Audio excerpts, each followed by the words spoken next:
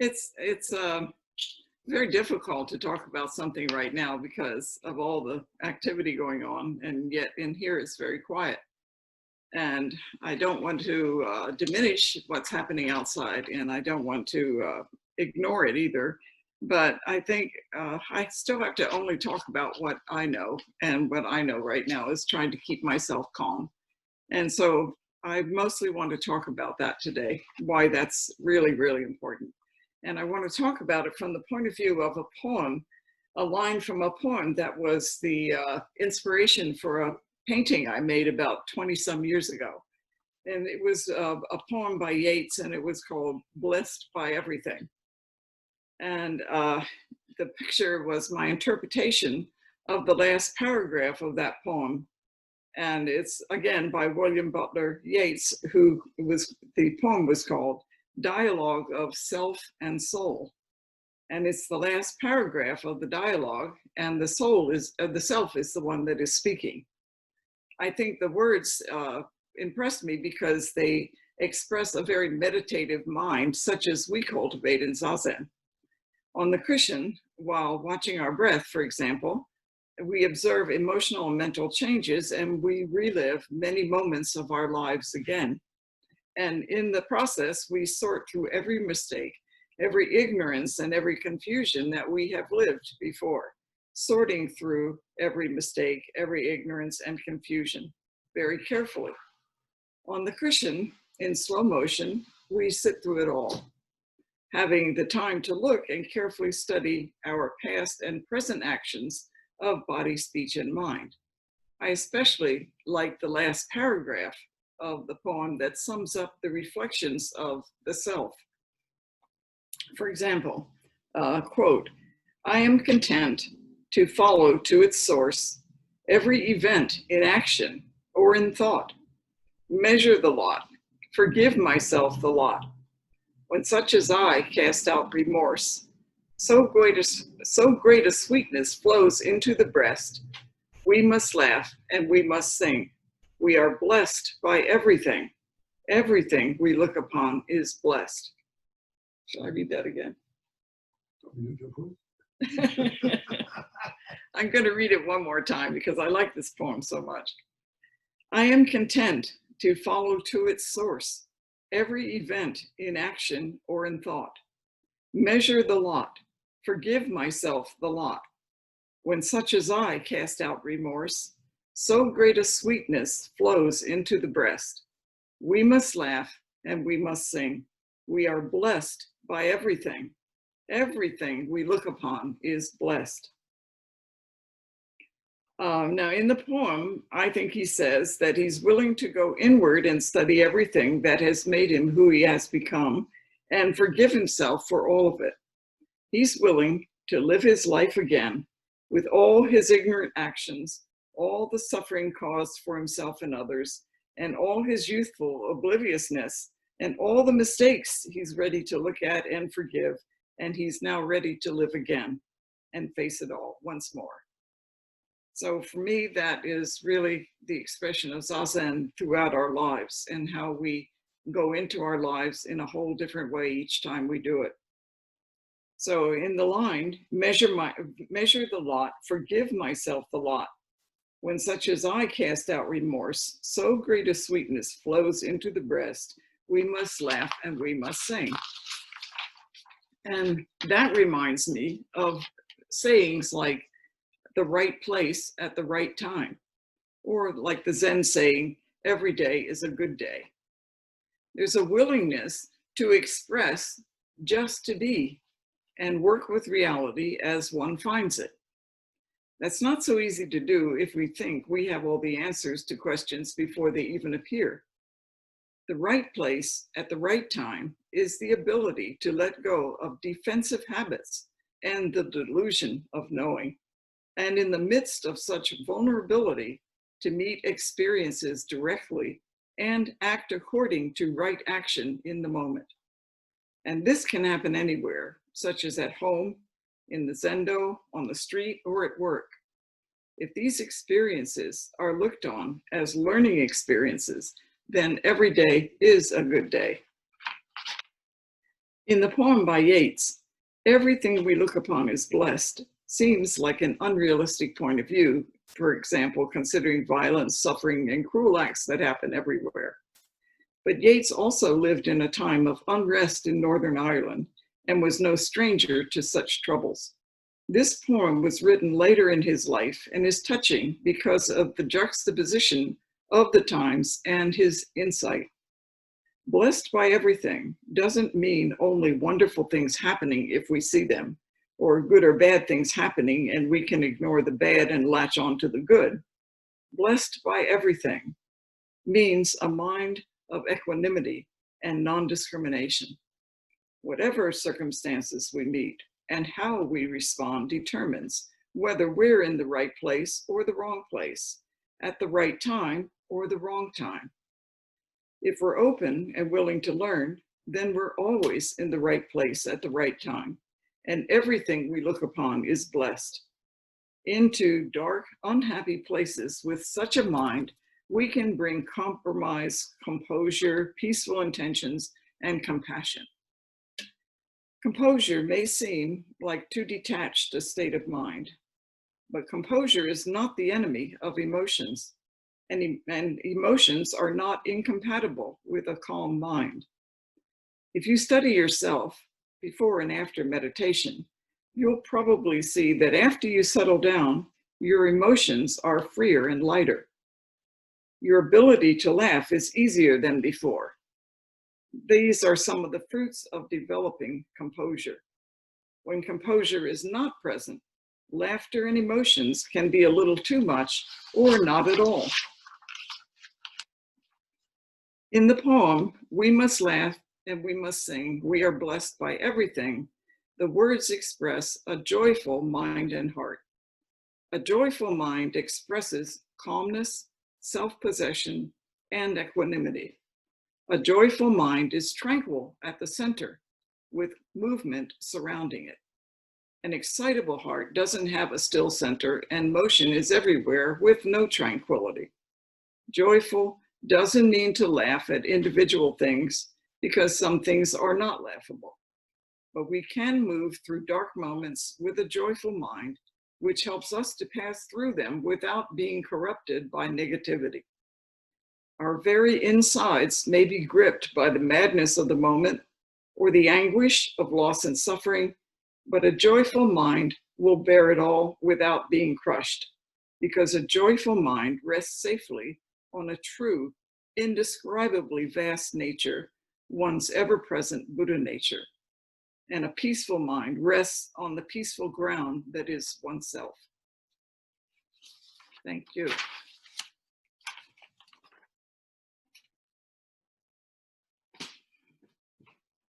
And Peter's coming to join us here.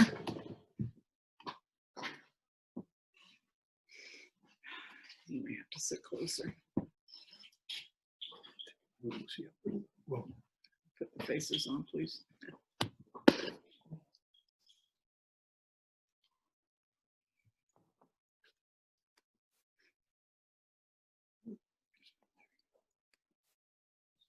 Good morning, everybody.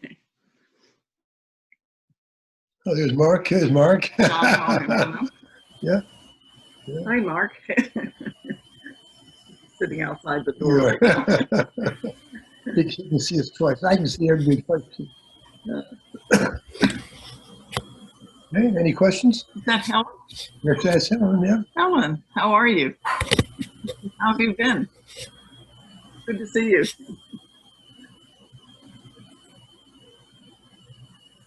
Anyway, good to see everybody. Do you have any questions? Yes? Do you have a question, Chris? Can you hear me? Here? Yes, yeah. I always have to ask that with this thing. Yeah, we had this last week for my family has been kind of like that. My son graduated high school this week, or whatever, someday this week. I think it might have been Thursday, technically. They did this thing where you got lined up in your car around the block and it wrapped all around everything.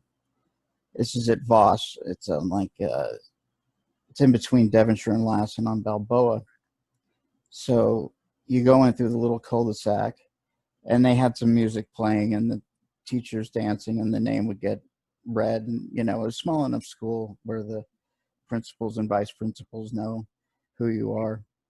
And my son, he wanted more of an experience, not just the graduation ceremony, but the class trip and all these other things that you get.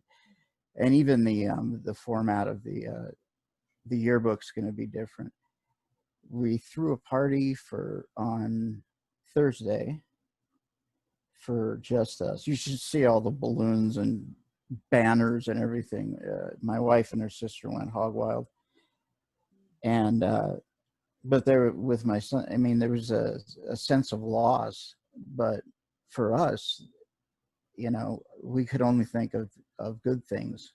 So we made it as fun as possible. It was fun.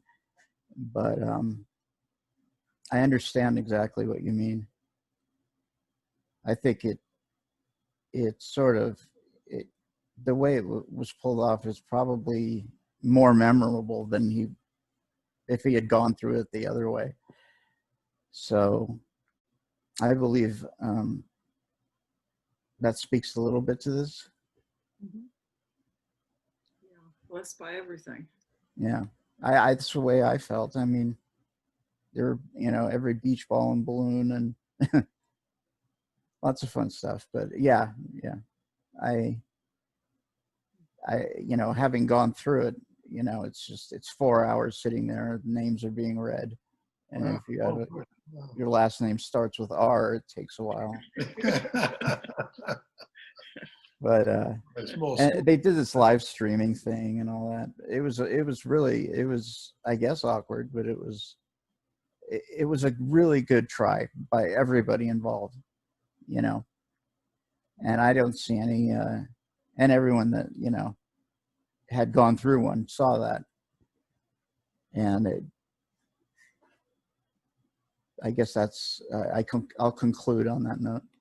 Thank you, Chris. That's more or less what I was talking about. Yeah. Is if you see, no matter what the circumstances are or how difficult, they're blessed by everything is a very deep understanding of the world as it is, rather than trying to create special circumstances. Allowing the world to just express as it is like, yeah, and understanding that how you approach it is the real point, not what's happening in the world.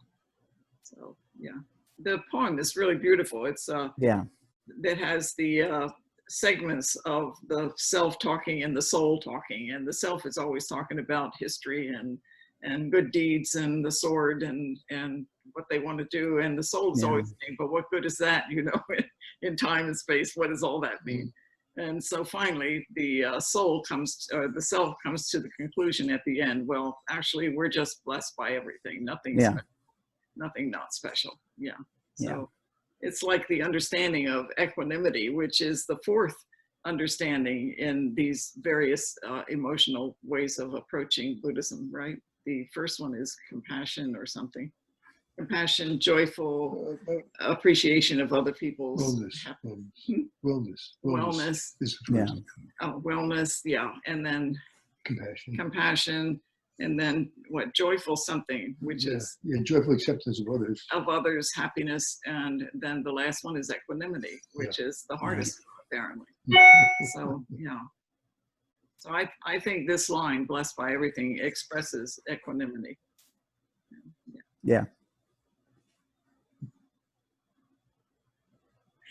I guess you don't have to take a bath too often, Spencer. Good to be loved. Yeah.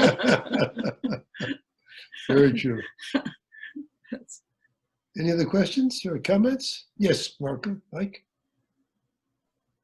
This kind of goes back to the statement I made a couple of weeks ago about my anguish over what's going on in the world now, and it's gotten a little crazier out there. But I am finding that I'm becoming very slowly coming to peace with it. And that I don't understand what's going on in a spiritual sense with me on this, but I'm finding that I'm slowly getting to the point where I just let it go. These are tough times, but we are learning a lot about ourselves, and a lot of things are being done that are absolutely wonderful in this world as a result of the coronavirus and the demonstrations in the streets, where you see people being kind to each other and standing up and helping each other and stuff. And I made a statement a long time ago that sometimes we don't get to choose our teachers. And I'm starting to realize that my anguish seems to be going away because I'm learning from what's going on now. And you can be at peace with all this. And it ties in with the poem that Jane was mentioning. I've never read Yeats, and I should. But I think that that's where a lot of people maybe are dealing with it. It's just like, okay, there is still good out there. There's still good to recognize and still good to commit. And that is the blessing, that sometimes we have to go through these things in order to find out that, you know, as the saying goes, we're in this together, you know, and we can help each other through this. And love and compassion is existing. It's just, we're seeing a lot of ugly in order to see the good. So it's, like I say, I need to read Yeats because I've never encountered his stuff before. But I'm babbling here, so I'll stop. Yeah, what you said is true. It's a good point that the struggle with the difficulty is the really important point of what's happening in the world today. It's everybody's fight with what to do about it. It's everybody's trying to understand how they connect with it and what they should do and what they can do and what they can't do, and making peace with themselves about what is happening in the world. It's, people think the activity in the world is what's important, but it's actually your response to it that is the important thing, just like it would be as if you were working on the precepts. I have to admit, I broke a few precepts during this period, but I'm getting better. If you have, and you know it, then that's a really big step. You know? I do notice, yeah, people's different responses to events. Yes, it is kind of unprecedented, and you know the thing that Chris mentioned about high school graduations, and also this Zoom call we're doing. Like I've never done you know, prior to coronavirus, I've never done a Zoom meditation before. So it's very, I am inspired by how innovative humans are with adapting to how we are. I guess I'm human too. So how we are at adapting to times of unrest and on times of disease. I saw that Daniel had a question about how does good translate from Chinese and Japanese. Where's that? I'm guessing Daniel had in the chat box. I guess for Japanese it would be mainichi wa ii desu, ihi desu, I guess. And then Chinese would be 每天是好天, or I guess literally just every day is a good day. I mean, that's my understanding. I forget who the teacher was, but somebody, it was the answer to some koan. And I forget which teacher was one of the masters of old. And he, when he asked about it, his answer was every day is a good day, meaning equanimity again.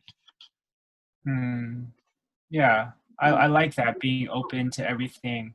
Yeah, means that you're always at the right time and right place, even if you're feeling suffering at that time. that's exactly right. It's not discriminating between even suffering and non-suffering. It's just every day is a good day. Whatever is happening is something to do with unfolding and opening in a way that you, whether you planned it or didn't plan it, it's taking place and you accept it and go with it instead of fighting it, kind of like that. Anyway. I guess my last comment would be, would that be similar to this idea of surrender, maybe? Like, I think so.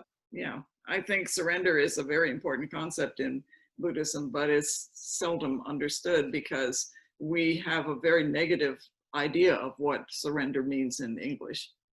It has a lot of baggage to it. So we don't use the word very much, but it's really important to, it's like a dancer surrenders her body to the music and the rhythm. A painter surrenders to the connection between the painting and the brush and the person holding the brush. It's like it's like putting your ego out of the picture. That's what surrender is. But we tend to think of it as a very negative thing, like giving up or something, but giving up in a bad way, like being defeated. But surrender, real surrender, doesn't have that meaning to it. It just means stepping out of the way of your ego, putting your ego to the side and allowing the relationship of the world and you to move together instead of fighting it or trying to manage it or something. It's allowing change to happen. So that's how I see surrender. Yeah, because one time I was meditating and like these ants, I guess they found me and they started biting my leg. And I was like, this sucks. Yeah. And then I was like, you know what? I think I still have I have a timer on. I think for the next 10 minutes, I can survive these ant bites. I'm going to surrender to these ants and just sit. And then I don't know. I personally had this idea of that what you just mentioned kind of came to mind. And I was like, oh, that's a cool epiphany as these ants are biting me. And then the ants eventually stopped because they got, I guess they got their full, but yeah. We would do that in Tassajara, with flies and whatever else it was flying around. We would sit through it without moving. I don't know where we got that from, but it was terrible, actually. I think it's okay if you move when they're biting you. Although I was sitting with a group in Tassajara and we were talking, and the ants kept crawling up my leg, because there was a lot of ants on the ground there. So I kept moving, and one of the women who was Japanese leaned over and said, "Jane, don't you like ants?" I said, "Of course I do, but not on me."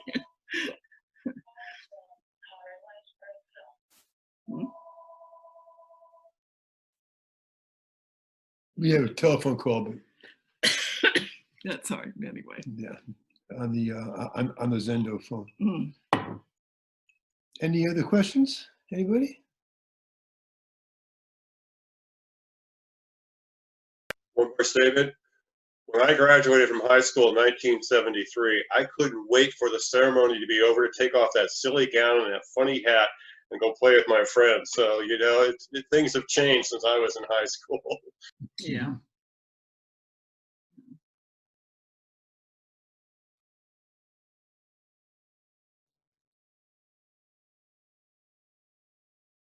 Equanimity is a hard subject to talk about because there's not much you can say. So I assume everybody understands equanimity.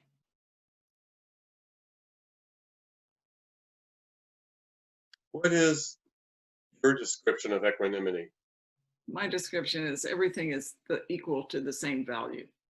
There's nothing more valuable or less valuable than anything else. So you could say that everything is neither valuable nor not valuable. It's just what it is there. And you treat everything as if it's the most important thing in your life while you're with it. And whether it's like valuable or not valuable is not a considered thing. How would you do it, Peter? What would you say for that? Equanimity? Yeah. How can you define equanimity? Yes, he sits quiet. Doesn't get into it. No, a big pot is a big pot doesn't stop being a small pot. And a small pot doesn't stop being a big pot. This is a thing from Zucchero, actually, kind of. He mentioned anyway that image of big pot, small pot. Because everything has its own function. And the big pot has the function of a big pot. In this case, he probably was talking about important people or successful people or, charismatic people, or that's, and, if you're not one of those people, that doesn't mean that your value is lesser because you're so because your social value is smaller, has no difference at all. Everything is equal to everything else is really, really true. Yeah. And sometimes the roles are reversed. You know? Some of you will become teachers, probably, and you'll be in the role that Jane and I have right now. No difference. We are all right. There are 16 of us right now, counting one of us, Jane and I being two. Is Helen? Are you by yourself, or is Mark hiding behind them? Is Mark in the picture somewhere? Is Mark over Can't there? hear you. He's Okay. doing something. He's doing something out in the back. Oh, okay. Well, there was another case talking about the pot and little pot where somebody tried to argue with Katagiri Roshi about equanimity or treating all things as the same value. And he said to Katagiri Roshi, so it's okay to cook your dinner or eat your dinner in the bathroom and use the bathroom, use the kitchen like the bathroom. And Katagiri laughed and he said, no, he said, they're equal in value, but the bathroom is still the bathroom and the kitchen is still the kitchen. I would not want to cook my food in the bathroom. So I thought.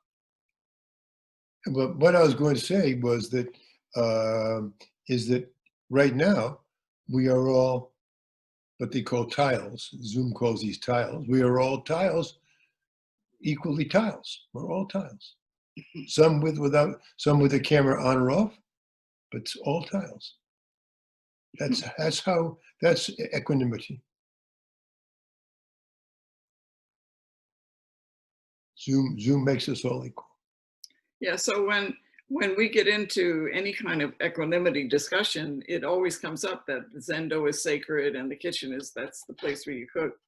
And it's like some things are sacred, like sutras are sacred, but actually in equanimity, nothing is sacred and nothing is not sacred. It's just they are all the same thing. They are all equal in value. Their use is just different. So you may treasure some things because they're valuable in money or sacredness, but that treasuring is extra. You just treat everything with respect. So people think, when we're wearing robes, priest robes, we treat them with respect and we make a point of not putting them on the floor and not just throwing them anywhere, and generally treating them a little bit more special. But the point is not that we're treating priest robes more special, but that we should be paying more attention to our ordinary clothes and treating them a little more special.